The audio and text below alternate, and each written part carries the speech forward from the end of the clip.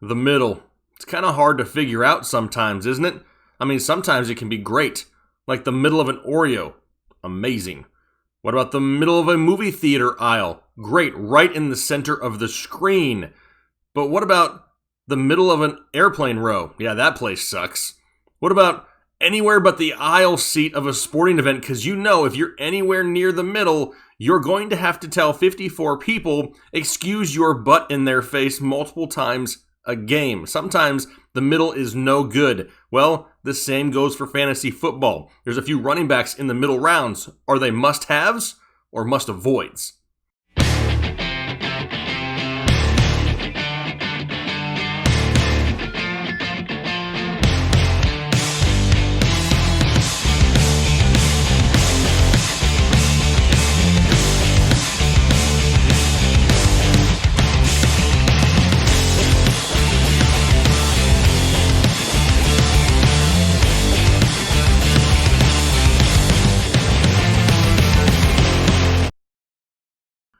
What is going on, Headliner Nation? Jake Fantasy Headliners. Hopefully everybody is doing well today. We're talking about a couple mid-round running backs today. We're talking about a couple guys who could see fairly good volume. They're not really involved in the passing game, but you can get them right around the double-digit rounds. So these are a couple guys that we probably need to discuss a little bit more in depth. If anything that I cover in this video was helpful for you, just do me a favor, hit that like button. We would greatly appreciate it, but we're not going to waste any time. We're getting right into the first name, and it's going to be Jordan Howard, running back, Miami Dolphins. I mean, why does everyone hate Jordan Howard? I mean, the hate is unreal almost for Jordan Howard at this point. I actually had someone tell me in a comment section of a video this past week that the dude was past his prime. He's 25 years old. He is not past his prime. Up until last year, where he suffered a shoulder injury and missed 6 games, he had 1,000 total yards each of his first 3 seasons. Is he one of those big play threats, those big home run hitters? No, he's not. Is he the best running back in fantasy football? Heck no, he's not that either. But there's a reason his ADP is all the way in the 10th round. If he was one of the best, with 0 worries, on a great team, his ADP would be a lot higher. But we're looking for that late round value. And we're talking about a running back in the double-digit rounds capable of 200 to 225 carries this year. I mean, how many of those type of running backs are you going to find that late in your fantasy football drafts? I mean, go ahead and take a look if you want to. I'll sit here. I'll wait for just a second. You know what? Never mind. Screw it. I'll save you the time. The answer is maybe one. Maybe. Latavius Murray of New Orleans has an opportunity to get close to 200 carries this year, I believe. But this guy isn't going to be your running back 1. More than likely, he's your running back 4 possibly, and gives you great depth on your bench. This dude still has value. There are only 3 other running backs in the NFL over the past 10 years to have as many rushing yards and touchdowns as Jordan Howard has had in their first 4 seasons. Those other 3 guys, Ezekiel Elliott, Todd Gurley, and Arian Foster. I mean, that's a pretty good list to be a part of to start off your NFL career. Now, in limited work last year, due to a shoulder injury, he still had great production. In just 129 total touches, he still had 7 total touchdowns and 7 runs of over 15 yards. Added into the fact that he also had 33 evaded tackles, the guy shows he still has agility. He's very underrated. A lot of people just look at him as like a LeGarrette Blount type bruiser who's just going to run between the tackles. The guy has a little bit of wiggle and can break off a decent run from time to time. We saw it just last year, but he's no longer in Philadelphia. I can hear you now. Literally through the screen, I can hear you saying, Jake, dude, the Dolphins absolutely suck. Why do I want the running back for the Miami Dolphins? And I get that, but the Dolphins, they're going to be better than last year.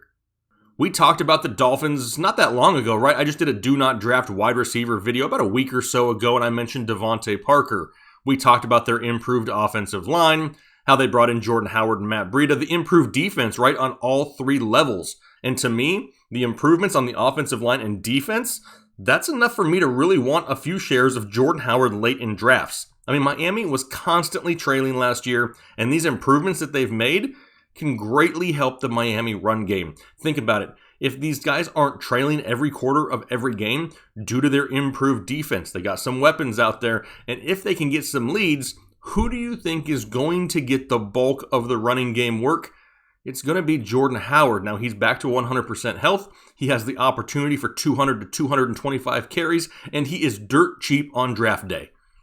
Now, if Howard can keep similar yards per carry and touchdown averages, he could easily hover right around that 1,000-yard rushing mark and get you close to 8 to 10 touchdowns. That's going to put him inside the top 25 running backs for fantasy football, and currently, right now, he's being drafted as running back 39. That just screams value. Now, sure, Matt Breida, he's going to have a role in this offense, but he struggled with injuries. He's going to be more of a change of pace type running back. Could see him getting right around 125 carries this year, which is still decent volume for Matt Breida. But I expect the Dolphins to run right around 400 times, which really opens the door for Jordan Howard to hit that 200 to 225 carries we talked about a little bit earlier. Now, like I said, I'm going to own probably a lot of Jordan Howard this year. Am I drafting him to be my league winner? You know, the cornerstone of my running back roster? No, I'm not. I'm getting him in the double-digit round, somebody who, on bye weeks, I know I can throw in there and get 15 to 18 carries out of. I mean, you can't say that about a whole lot of people at this point of your fantasy football drafts. Just don't let, other people get you caught up in the whole argument of, but Miami sucks. Get past that. Yes, they are not the greatest team in the NFL, but you draft a lot of other running backs that are on not so great of teams, right? You can't just look at that. Look at some of the other facts. They brought him in there for a reason to get that volume. I like me some Jordan Howard here in the middle rounds of 2020. But what about somebody else in the same type of area? What about SONY MICHEL of the New England Patriots? If you were to open the dictionary and flip to the word inefficient, you'll see the definition, and you'll also see a picture of SONY MICHEL. I mean, dude had 247 carries last year and still failed to gain 1,000 yards on the ground. Now, despite all of those carries, which was 9th most in the NFL, by the way, he didn't finish inside the top 15 in any category that really means a crap. Yards, touchdowns, yards per carry, breakaway runs, evaded tackles, yards created, fantasy points per touch, outside of the top 15 in all of them. Now, he did finish inside the top 15 at 14th in the NFL in goal line carries with 8. Well, Cam Newton is in town now for the New England Patriots, and we know on the goal line he likes to call his own number a lot. So he could be looking at less goal line carries here in 2020. I mean, you can't really count on any pass catching work from him, can you? I mean, he only has 19 total receptions combined in his first 2 seasons in the NFL. I mean, the guy has 6 drops. 19 receptions to 6 drops, not a good ratio. I mean, that's all James White's work anyway, right? We know that. But then, about a month ago, news came out that SONY MICHEL has had yet another off-season surgery on his foot now. Now, supposedly, it was a maintenance procedure to relieve some discomfort, but depending on the recovery, could he miss a good portion of anything that they have going on this offseason? Absolutely, he could.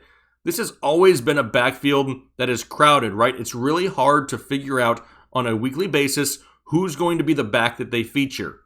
You have James White, who's a pass-catching machine and uber efficient. You got Rex Burkhead and Damian Harris. Damian Harris, we barely saw anything of last year. And both of these guys can handle early down work as well. So is SONY MICHEL really needed? No, he's not really needed. I mean, Cam coming in with a chip on his shoulder still has Julian Edelman, N'Keal Harry, Mohamed Sanu, possibly David Njoku soon. That move would not surprise me one bit. Cam looks healthy, and with the improved Bills team and Dolphins in that division, it's really not a cakewalk anymore for the Patriots. They're going to have to keep their foot on the pedal at times. SONY is a good value. Don't get me wrong. I mean, he's hovering right around that 9th or 10th round also. But if he sees a dip in carries, if Cam steals goal line touches, maybe the Patriots don't have as many second half leads this year. They're not leaning on the run. He's not getting that big volume. He's not efficient enough and not involved in the passing game enough to be a safe start weekly. this is a completely different Patriots team, right? There's some familiar faces there, some familiar names with Edelman and James White, but this is going to be a different style of offense with no Tom Brady. Tom Brady and Cam Newton are different styles of quarterbacks. Now, in my opinion, the only running back that I will touch on this roster is James White in PPR formats. I can see more Rex Burkhead, and we can see more Damian Harris this year, and if that's the case, we see less SONY Michel. I'm not willing to risk it, debating on a weekly basis. Should I start this guy? Is he going to be used? Is he going to get 10 carries? Is he going to get 20 carries? Is Cam going to steal the... I don't want all those headaches on a weekly basis. Personally, give me Jordan Howard over SONY Michel every single round here in the Fantasy Football 2020. I'm not risking it with SONY Michel. Yeah, the risk isn't huge, but the upside, I just don't really see it here this year for SONY Michel either.